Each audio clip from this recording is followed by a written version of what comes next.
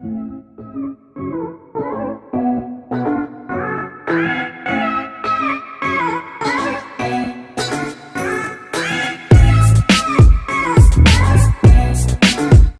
हो? तो आज हम किसकी बात करते हैं? आज हम बात करते हैं बीएड के सबसे टेढ़े पेपर की, सर कंटेम्प्रेरी एजुकेशन। अच्छा, आपने कंटेम्प्रेरी एजुकेशन को क्लियर करना है, कैसे करेंगे, ये करने का तरीका क्या होगा, कौन सी चीज़ें हमें फॉलो करनी है। सो सर इसको पूरा क्लियर करना है, जैसे कंटेम्प्रेरी इंडियन एजुकेशन। हाँ, नाम तो कंटेम्प्रेरी इंडियन एजुकेशन है, तो हमें क्लियर करना है।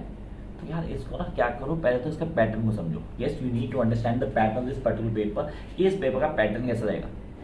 पहले भाई शॉर्ट क्वेश्चन आएंगे, पहले क्लियर जो कंपलसरी होंगे आपके, आप उसमें चॉइस नहीं मिलने वाली, वो करना ही पड़ेगा। शॉर्ट क्वेश्चन होगा, फर्स्ट क्वेश्चन शॉर्ट क्वेश्चन 4 या 6 होंगे, उनमें से 4 करने ही करने हैं, या 6 चांसेस हो सकते 4 ही हों, वो करने ही पड़ेंगे शॉर्ट नोट। यार लिखते हुए प्लीज ध्यान देना भाई, वर्ड लिमिट पे ध्यान देना, एक एक पेज बोथ ऑन के लिए। शॉर्ट नोट्स के लिए एक पेज से ज़्यादा टाइम मत देना प्लीज़। अगर आप उससे ज़्यादा टाइम दोगे तो अपना ही टाइम किल कर लोगे, जब मेजर क्वेश्चन लिखे टाइम खत्म हो चुका होगा। उसके बाद 4 यूनिट आएंगी, 2-2 क्वेश्चन होंगे, कोई एक एक उठाना है। देखो पैटर्न समझा रहा हूं, पहले घबराना मत बिल्कुल भी। यूनिट 2 सबसे टेढ़ी होने वाली है, 4 यूनिट्स हैं, सबसे टेढ़ी यूनिट नंबर 2, सबसे ज्यादा पढ़ना पड़ेगा यूनिट 2 के लिए। अब मैं डरा नहीं था किसी को भी, मैं पहले बता रहा हूँ कि भैया ये चीजें पहले अलर्ट कर लेना, आपको ये चीज ग्रिप होनी चाहिए कि यार ये तो आएगा।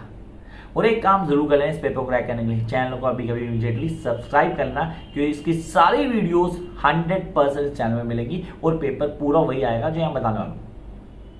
बाकी चॉइस रिमेन्स योर्स, डिसीजन आपका रहेगा।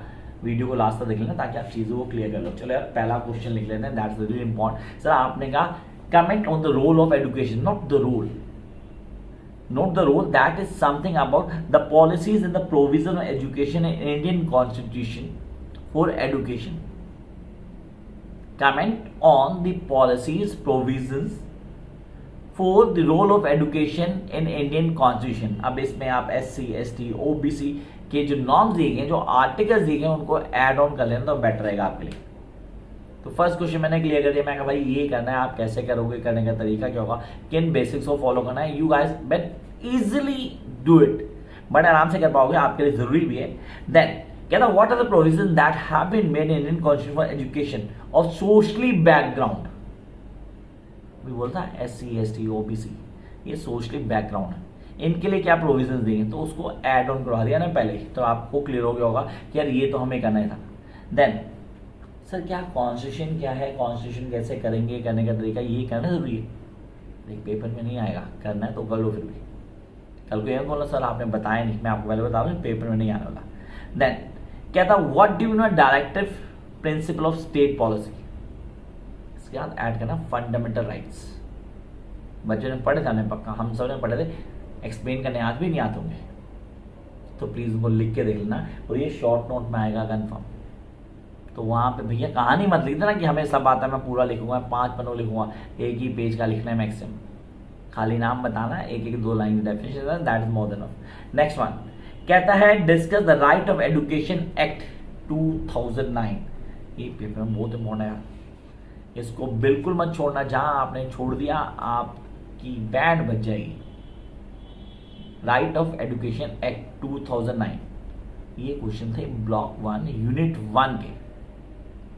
सर क्वेश्चन भी लिमिटेड थे, गिनती क्वेश्चन थे, कुछ ज्यादा नहीं थे, and we can do it easily. चलो जंप करते हैं इजीली, अब इजी खत्म करता हूँ। इस ब्लॉक में कुछ इजी नहीं होने वाला कि आप लोगों को इजीली हो जाएगा। यहाँ आपको सब कुछ पढ़ना पड़ेगा, शुरू से आखिर तक एक एक चीज को क्लियर करना होगा। तो दैट इज यूनिट नंबर 2। आपने यूनिट नंबर 2 सबसे पहले हमारे पास आ गया मैकुले मिनट। ये भैया ये बंदे ने एजुकेशन की बैंड बजा दी इंडिया की, सीरियस ने हमें हमारे ओरिजिन से हटा दिया था, आज तक वापस नहीं आ पाए। आज तक इंडिया जो इंग्लिश को लेकर पागल है ना, उसका बीज इसी बंदे ने बोया था। इसने हमारी basic education Hindi, English, Urdu, Farsi, Sanskrit हटा दी थी। इसने कहा था ये अंग्रेजों के गुलाम है, तो इनको अंग्रेजी आनी चाहिए। अंग्रेजी सर क्या बोल रहे हो सर, आपको इंग्लिश बोलना चाहिए। भाई हिंदी में अंग्रेजी बोलते हैं, कांट हेल्प इट। तो उसने दिमाग में डाल दिया that these people are going to serve our country, so they should know language from the basics. तो इनकी लैंग्वेज हटाओ, उसका कोई यूज नहीं है, ठीक है, वो सिर्फ इंग्लिश को अडॉप्ट करवा जाएगा। आपने कहा सर बिल्कुल किया गया। तो मैक्लेमिनेट पे प्लीज वीडियोस डाली रहना, उसको देख लेना, कंफर्म आएगा। Sir comment on the recommendation of Adam report short note में एडम रिपोर्ट आ सकती है। ये बंदा सही था, अगर इसकी रिपोर्ट को फॉलो किया था तो शायद कुछ और होता आज। इस बंदे ने कहा था कि हमें हमारे ओरिजिन से अलग नहीं करना चाहिए, हमें हमारी जो बेसिक लैंग्वेज है उनको फॉलो करना चाहिए। यहाँ हिंदी, इंग्लिश, उर्दू, फारसी, संस्कृत वगैरह रहनी चाहिए, लेकिन इसको किसी ने सुना नहीं। इसकी बात अनसुनी कर दी, बेचारा वापस चला गया, इसको किसी ने सुना नहीं। Adams report, then Wood dispatch report, I repeat, ये पेपर में कंफर्म आता है, that is comment on Wood dispatch recommendation. Sir Wood dispatch recommendation, अब ये हमें ऑन टिप होना चाहिए, कैसे करना है, करने का तरीका क्या है, और ये मेरे ख्याल से 1854 वाला टॉपिक है जो हमें क्लियर होना चाहिए। तो वुड डिस्पैच रिपोर्ट 1854 पे आपको क्वेश्चन आने के पूरे चांसेस हैं guys, and make sure you need to play more stress on this, और play give more stress on this. Sargent plan, ये 2 साल पहले ऐड ऑन हुआ था। सार्जेंट प्लान इंपॉर्टेंट है, पेपर में आने के चांसेस पूरे हैं। सार्जेंट प्लान, तो आपने मैक्लेमिनेट कर लिया, आपने एडम रिपोर्ट की बात की, आपने वुड डिस्पैच को बोला, आपने सार्जेंट प्लान बोल दिया। Then we have the evaluation over the secondary education scheme. The secondary education scheme sir paper में कंफर्म आती है, बहुत इंपॉर्टेंट है, जो हमें ऑन टिप होनी चाहिए। इसे मुदलायर कमीशन भी कहते हैं। तो भाई अगर पेपर में मुदलायर कमीशन आए, सेकेंडरी एजुकेशन आए, तो घबराना हो तो एक ही चीज़ है, Mudaliar commission. Then Kothari commission, recommendation of Kothari commission, please उसको मत भूलना यार। कोठारी कमीशन के डोमिनेंट बहुत ज्यादा है, जो आपको ऑन टिप होनी चाहिए।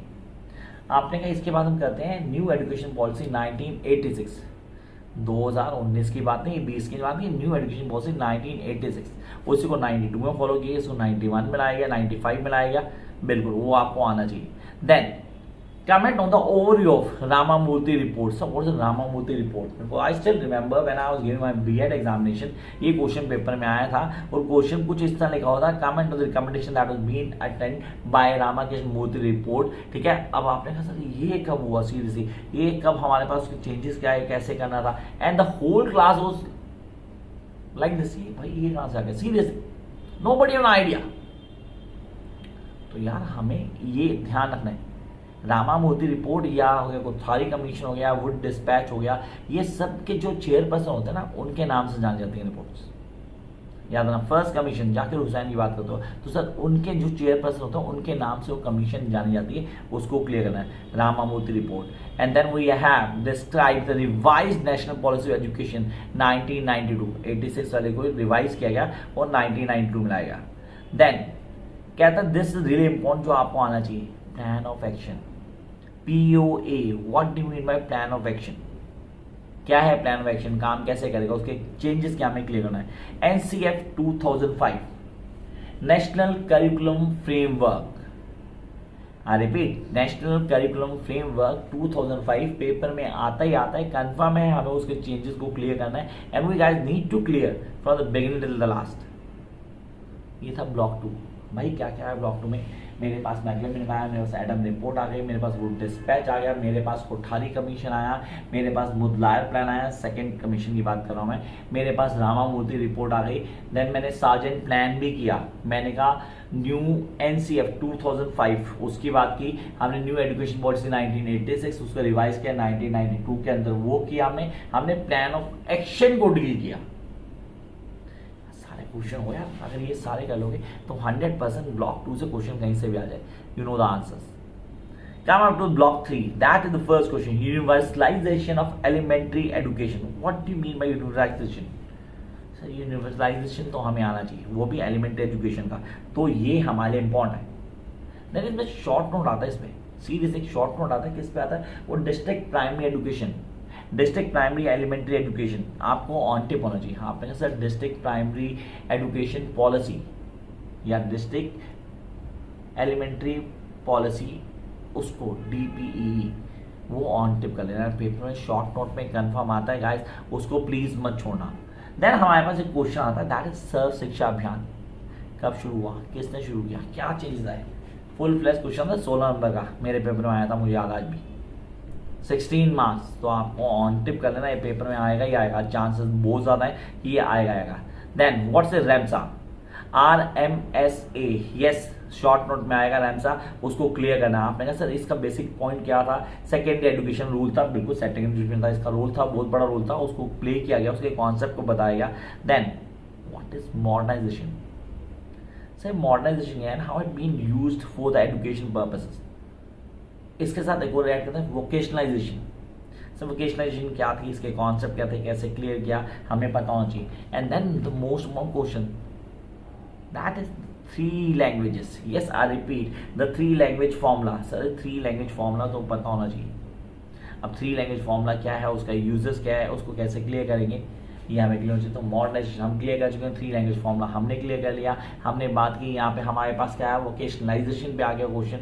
Block 3 seriously as compare to block 2 बहुत ईजी, बड़े आराम से होता है और हम उसको क्लियर भी कर लेते हैं। और jump up to the unit 4, last unit, as compare to second, seriously बहुत ईजी है, मुश्किल नहीं है, डेफिनेटली ईजी है। फर्स्ट व्हाट इज कल्चर, ये क्वेश्चन छोड़ दे लोग, कहते हैं कल्चर कौन आता है, कल्चर में कहाँ क्वेश्चन आता है। भाई ये कंफर्म क्वेश्चन आएगा पेपर में, इसको याद रखना। कल्चर का इन्फ्लुएंस क्या होता है एजुकेशन के ऊपर, कल्चर का इन्फ्लुएंस है एजुकेशन के ऊपर, जो आपको ऑन टिप होना चाहिए। And then we have the next question, can bring out the relation between the democracy and education. Democracy and education की रिलेशनशिप को क्वेश्चन करना है, उसको काम करना आपने। Then role of economic development, what do mean by economic development, उसके क्या फॉर्म है, उसको कैसे क्लियर करें। इकोनॉमिक रिफॉर्म्स क्या होते हैं, what is economic reform. Sir हमने पढ़े इकोनॉमिक रिफॉर्म, तो इकोनॉमिक्स में पढ़े sir. Why we study economic reform in contemporary Indian education, भाई इंपॉर्टेंट है इसलिए बोल रहा हूँ। तो अगर आप कर लोगे तो बहुत ईजी रहेगा, नहीं करोगे तो जय माता दी, देखते हैं क्या होता है क्या नहीं होता। Come on next question, that is really important. The function responsibility of teacher, ये 100% पेपर में होगा। Functions and responsibility of teacher, एक टीचर की रिस्पॉन्सिबिलिटी क्या है, उसके फंक्शंस क्या है, कैसे काम करेगा, किन को फॉलो करना है, हमारे लिए इंपॉर्टेंट है। Yes that is really important. Then we are having the next part, that is teaching, teaching and its rule. ये सारे के सारे टॉपिक आपको इस पेपर के लिए करने हैं। This paper is not as been very tough, लेकिन हाँ बच्चों को टफ लगता है क्योंकि यूनिट 2 में जो टॉपिक्स है ना वो बहुत अलग है, जिनमें हमें प्रोविजंस को याद करना पड़ेगा। हमें कॉन्स्टिट्यूशनल प्रोविजन आ गए, क्या चेंजेस आए, एक्ट कब लगा, कौन सा एक्ट क्या था, न्यू इकोनॉमिक पॉलिसी क्या थी, NCF 2005 क्या था, प्लान ऑफ एक्शन क्या था, SSA क्या था, या मैं बोलूँ RMSA जो क्या था उसको हाईलाइट किया गया, डेप्थ को क्लियर करो। ये टॉपिक्स आपको आने चाहिए। करने क्या कुछ ज़्यादा नहीं, सिर्फ चैनल को सब्सक्राइब करना है, सारी वीडियोस एक्सेस कर लोगे। Those who want the notes can get the notes, notes free नहीं है, उसके लिए पे करना पड़ेगा। As make the payment you get the notes and then crack your paper easily. Catch you guys soon with a new video just for you guys.